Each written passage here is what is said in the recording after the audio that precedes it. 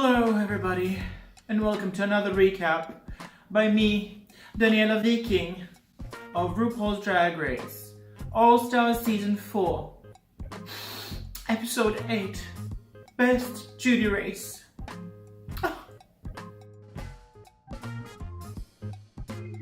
Today's look was inspired mostly by Manila's look on her season of a lip sync of MacArthur's Park. Obviously, if you've seen the episode, you already know why I look like I've been to a funeral, but we'll get to that when the time comes. Now to the episode's review. The episode starts with the girls in the workroom talking about Valentina not being there anymore. And I really don't like the way they talk about her, or the way that Latrice mentions her, because it sounds as if she's actually dead, which we know is not the case, or at least we hope so. Trinity reveals that her lipstick also had the name of Valentina on it. My thoughts? Good on you, girl, you know? I would have done the same thing. I know that Trinity said that Valentina was her best friend in the competition, but she wants to win fair. She says that she wants to fight the best of the best, not just because someone's her friend or not.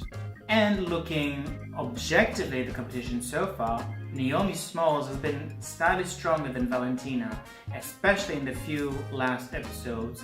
When the girls are back in the workroom, they notice that all the pictures on the walls have changed and it's not RuPaul anymore on them. It's actually Judy Garland. RuPaul tells them that their next challenge will be transforming their best Judys, which is always an exciting challenge.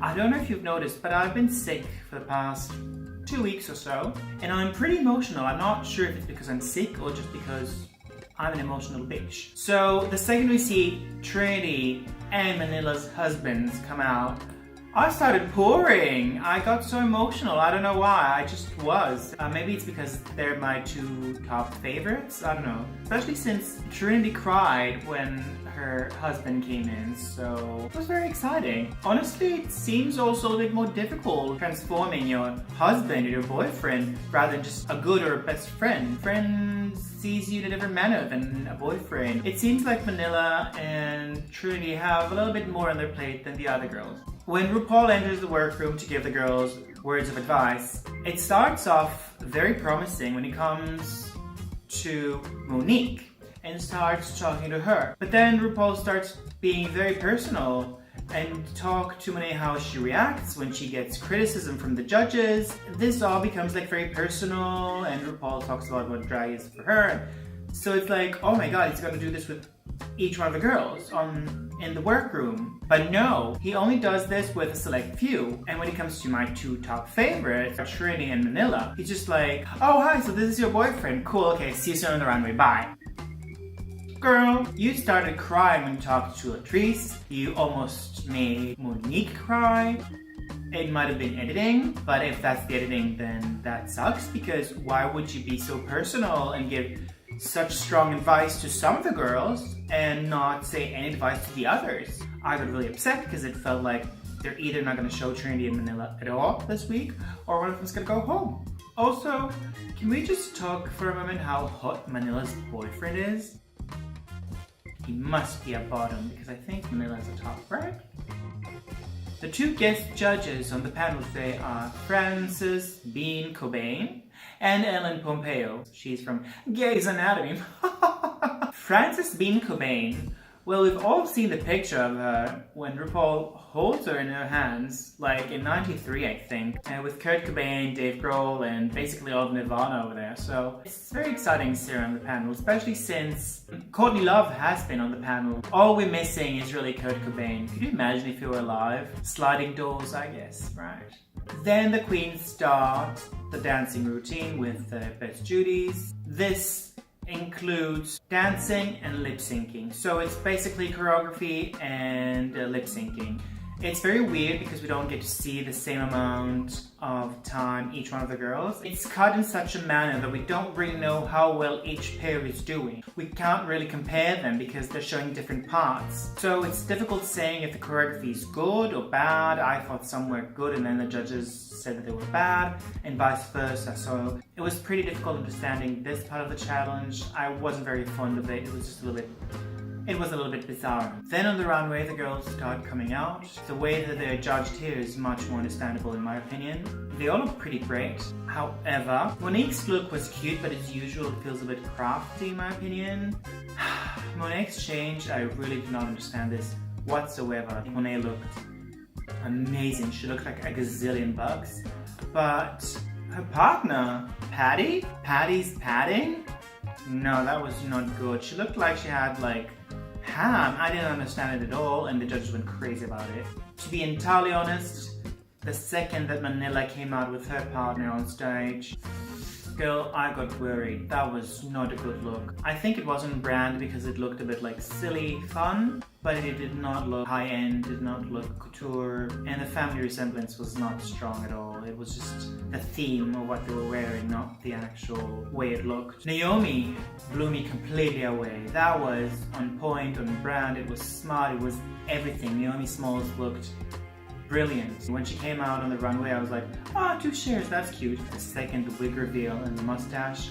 She wasn't very silly, she didn't make a mistake like RuPaul said she would do. Yeah, you go on the stage, make mistakes, be silly. That was no mistake, it was a little bit silly, but it looked amazing and the effect was like avant-garde-ish. Sort of male on the runway, but not really male, but it looked fabulous. Trinity and her partner, to die for. Ellen Pompeo said they looked like, I think, an 87 Versace collection if I'm not mistaken. That is exactly what I got. So powerfully beautiful. Everything looked right about it. They had the family resemblance going on, thought of, and the hair looked beautiful. And then RuPaul decides for some reason that Monet is a winner. Choices. I mean, the choreography looked cute, I couldn't really tell. But the runway, as I said, of a partner was just... I was really sad, I was a bit shocked, I was gagged, I was gooped, I was all of the above. But I think I was a bit in denial, you know? When the top 2, which are Monet and Naomi, get to talk to the 2 bottoms, Latrice and Manila, I thought they were being pretty honest. You couldn't really tell who they're gonna pick. The editing did try to push it towards Manila being safe, obviously, because both Monet and Naomi talked quite a lot about how difficult it would be choosing Manila over Latrice. So it did lead us to believe that Latrice was going to go home. The lip sync was a little bit bizarre. RuPaul laughed like crazy. I didn't understand entirely why. Monet, I think, did an amazing, beautiful job. I thought that Naomi did a lot of tricks that didn't necessarily have to do with the song. The cracking, like dragging herself on the stage. It had nothing to do with the song. I don't think it conveyed the feeling, the message, the anything. And Monet did a beautiful job. She did have a shtick in the end, the umbrella and the glitter. I was not a big fan of that either, but it lasted for nothing. I think Naomi looked fabulous. She really did look the part, but the lip syncing itself was just, it felt like a shtick. It was not an actual... It didn't have any feeling in it. I didn't like it. There, I said it. It's Judy Garland. I would assume she'd be like super protective and serious about lip sync to one of her songs. So, not happy when Naomi was chosen as the winner of this lip sync. Mind you, I do believe that Monet also chose Manila. We'll know only next week. But I think Monet should have won this lip sync. Then come Latrice and Manila on the stage. Naomi says that the person that she chooses to eliminate this week is a person that believed in her even when she didn't believe in herself, which is something that Latrice did. I think that's actually word by word what Naomi told Latrice when they had a conversation, because Latrice said it in the previous episode. So I was like, oh my god, this is so tenseful and it's so sad that Latrice is gonna go home. No, she chooses Manila. With great power comes great responsibility. Let that sink in for a second.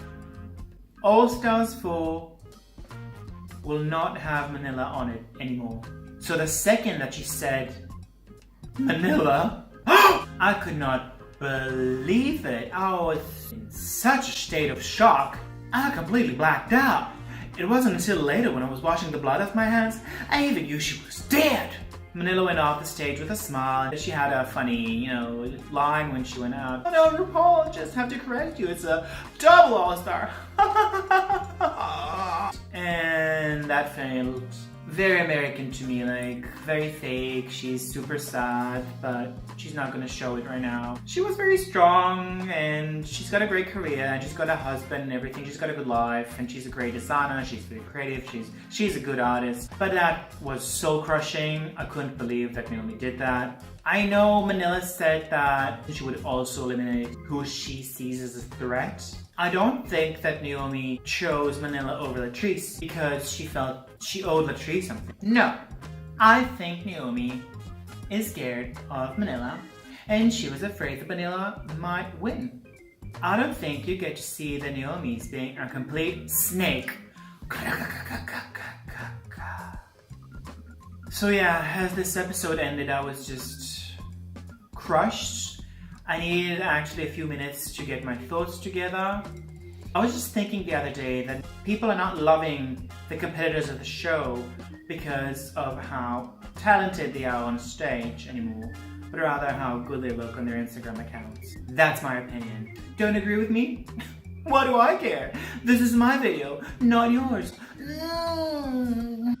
Actually, after the episode ended, I had to remind myself, snip out of it, this is a TV show. So, no hard feelings. I also saw that Naomi is in Manila's new video together with the original Heathers. So that's fun. I just feel like Manila had more to show. I don't think they'll bring it back because they did bring back girls already. I don't think they'll be judges like they were on the third season. RuPaul learned from those mistakes. And I don't think this is just me. I mean, Manila is just strong, whether you like her or not. How can she not be in the top 4 in the final of the competition? There's only like, what, 2-3 more episodes left? It's empty enough without Valentina, who I'm not the biggest fan of and who I do not stan. But without Manila? This is a horrible episode, okay? I believe I'll have so many more emotions coming up tomorrow. At least Trinity is still there. If Trinity is kicked off in next week's episode or the one after that, girl, I don't think I'm gonna. Thank you all for watching. We'll be sitting Shiva at my apartment in Tel Aviv for the entire week. I've been Daniela Viking. This is my channel.